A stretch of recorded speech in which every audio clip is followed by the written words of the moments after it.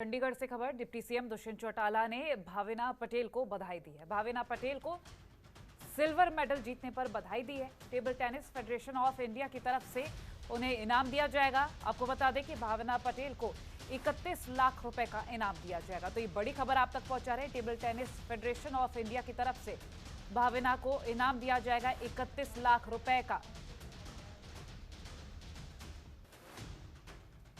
चंडीगढ़ से ये खबर आप तक पहुंचा रहे हैं। डिप्टी सीएम दुष्यंत चौटाला ने भाविना पटेल को बधाई दी। भाविना पटेल को सिल्वर मेडल जीतने पर यह बधाई दी गई।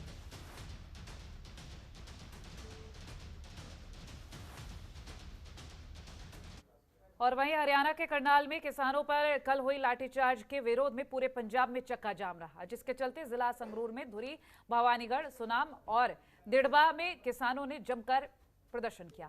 हरियाणा सरकार के खिलाफ यह प्रदर्शन किया गया और 2 घंटे तक सड़क जाम रखी और हरियाणा सरकार का पुतला भी फूका। किसानों का कहना था कि जो कुछ कल हुआ उसे बर्दाश्त नहीं करेंगे।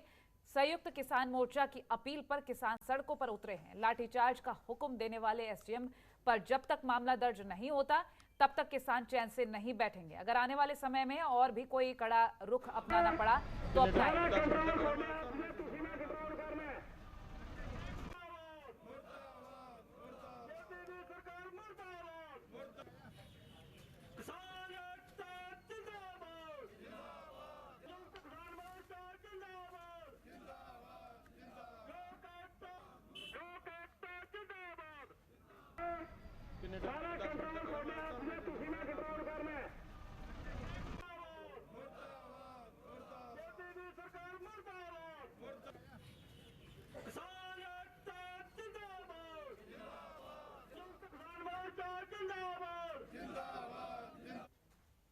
और वहीं संगरूर के भवानीगढ़ के काकड़ा गांव में शिक्षा मंत्री विजय इंद्र सिंगला का बेरोजगार अध्यापकों ने विरोध किया और अपनी नौकरी की मांग को लेकर शिक्षा मंत्री और शिक्षा विभाग के खिलाफ नारेबाजी की।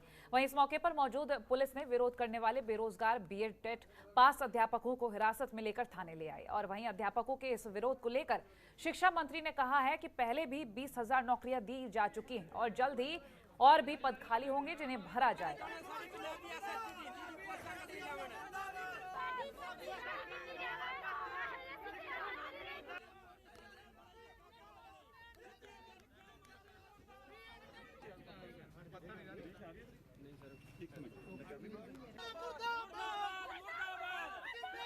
शिक्षा मंत्री मुर्दाबाद, मुर्दाबाद, मुर्दाबाद, शिक्षा मंत्री मुर्दाबाद।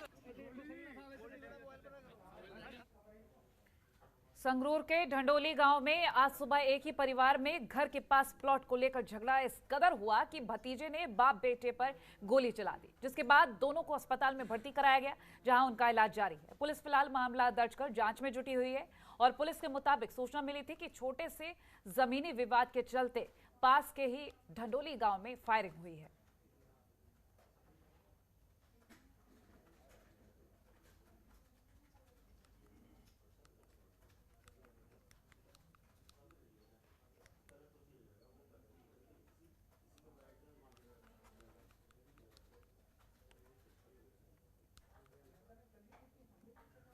और वहीं यमुनानगर में क्रीड़ा भारती की तरफ से राज्य स्तरीय खेल मुकाबलों का आयोजन किया गया, जिसमें अर्जुन अवार्ड विजेता और मेजर ध्यानचंद खेल रत्न योगेश्वर दत्त ने मुख्य रूप से भाग लिया, जिसके लिए तेजली खेल परिसर में सुरक्षा के कड़े प्रबंध किए गए। और वहीं इस मौके पर अर्जुन अवार्ड विजेता रत्न योगेश्वर दत्त ने कार्यक्रम का दीप प्रज्वलित करके उद्घाटन किया। साथ ही उन्होंने अपने संबोधन में खेल की उपलब्धियों पर प्रकाश डाला और भविष्य में और मेडल लाने की बात कही। इस मौके पर कार्यक्रम के आयोजक सुमित गुप्ता ने बताया कि कार्यक्रम में 18 खेल प्रतियोगिताएं हो रही हैं। ये खेल पखवाड़ा 14 दिन तक चलेगा।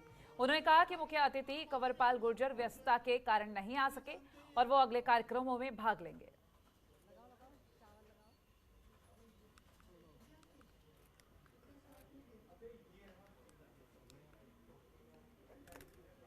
तो यमुनानगर से तस्वीरें आपको दिखा रहे हैं। क्रीड़ा भारती की तरफ से ये आयोजन किया गया और अवार्ड विजेता योगेश्वर दत्त इस कार्यक्रम में शामिल हुए। उस वक्त की ये तस्वीरें भी आपको दिखा रहे हैं।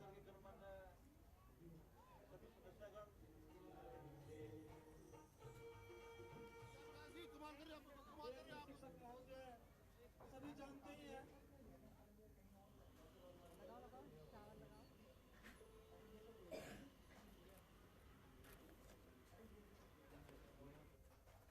और वहीं फिरोजपुर के सनेर गांव में एक महिला कांग्रेस सरपंच के परिजन ने बेखौफ होकर फायरिंग करने का वीडियो इसका सामने आया है, जिसको लेकर ग्रामीणों का आरोप है कि गांव वालों को डराने धमकाने के लिए हवा में फायर करता है और सरपंच के परिजन दलित समुदाय को अपने हिस्से की जमीन पर खेती करने नहीं देते और गांव के दलित लोगों को अपने दबाव में रखना चाहते हैं। ग्रामीणों ने इसकी शिकायत एसएसपी से कर कार्रवाई की मांग की है। इस मामले पर जब पत्रकारों ने एसएचओ दीपिका कंबोज से बात की तो उन्होंने इस मसले पर बोलने से साफ इनकार कर दिया और कहा कि इस मामले को लेकर कोई पत्रकार उनके पास ना आए।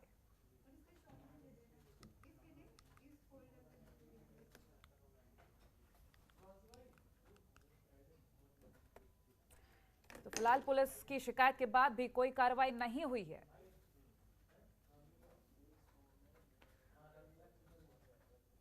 और काबुल से इस वक्त की बड़ी खबर, काबुल एयरपोर्ट के पास धमाका हुआ है। अमेरिका ने कल ही हमले की चेतावनी दे दी थी। ये बड़ी खबर आप तक पहुंचा रहे हैं। इस वक्त काबुल एयरपोर्ट के पास धमाका हुआ है। अमेरिका ने कल ही चेतावनी दी थी। तो काबुल एयरपोर्ट की तस्वीरें शुरुआत से ही सामने आती रही है, जहां कभी भीड़ देखी गई, कहीं अफरा तफरी देखी गई और कहीं हिंसा देखी गई। और काबुल एयरपोर्ट के पास ये जो धमाका हुआ है, इस वक्त की ये बड़ी खबर आप तक पहुंचा रहे हैं। काबुल एयरपोर्ट के पास धमाका हुआ है। कल ही अमेरिका ने चेतावनी दी थी। बता दें, शुरुआत से हम तस्वीरें देख रहे हैं अफगानिस्तान पर तालिबान का जब से कब्जा हुआ है, अफरा तफरी का माहौल।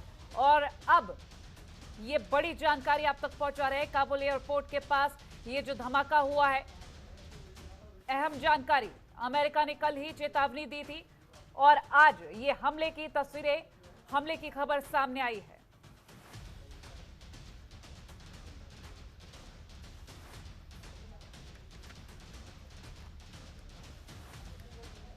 तो अफगानिस्तान पर तालिबान का कब्जा, सभी जान रहे हैं कि स्थिति बद से बदतर हो चुकी है।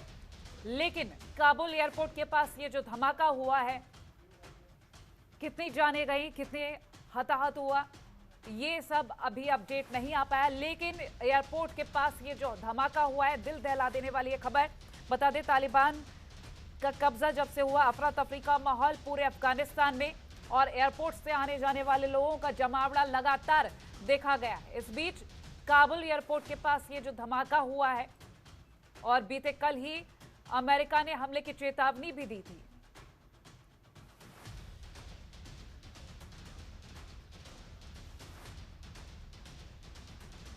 तो अगर अमेरिका को लेकर हम बात कर रहे हैं तो 31 अगस्त तक का सभी देशों को वक्त दिया गया था कि अपने अपने लोगों को वापस ले जा सकते हैं। लेकिन अमेरिका ने यह भी कहा था हो सकता है वक्त ज्यादा चाहिए हो, लेकिन अब स्पीड बढ़ा दी गई थी लोगों को वापस लाने की। पिछले 24 घंटे में 2000 से ज्यादा लोगों को वापस लाया गया अमेरिका की तरफ से। और हालांकि आपको बता दें, ब्रिटेन के बारे में बात कर ले तो ब्रिटेन ने अपना काम पूरा कर लिया। लेकिन इस बीच ये धमाके की जो खबर है, क्योंकि 31 अगस्त तक का जब वक्त दिया गया, इस बीच ये धमाके की खबर आ रही है। एयरपोर्ट के पास ये धमाका हुआ, बड़ी जानकारी आप तक पहुंचा रहा है।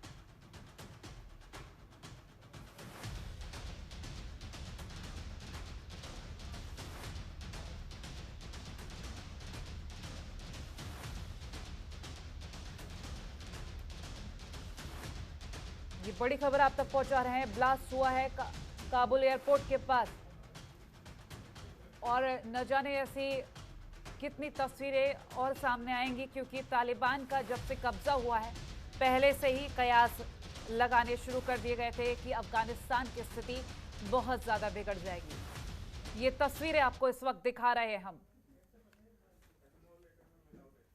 काबुल एयरपोर्ट के पास ये धमाका हुआ है, उस वक्त की ये तस्वीरें आप देख रहे हैं।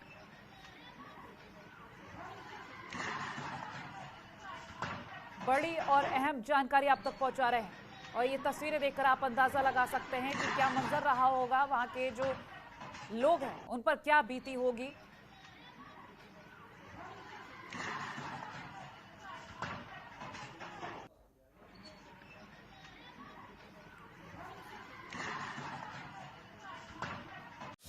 खबरों के निष्पक्ष विश्लेषण के लिए सब्सक्राइब करें Jantantra TV and press the bell icon. Never miss any update.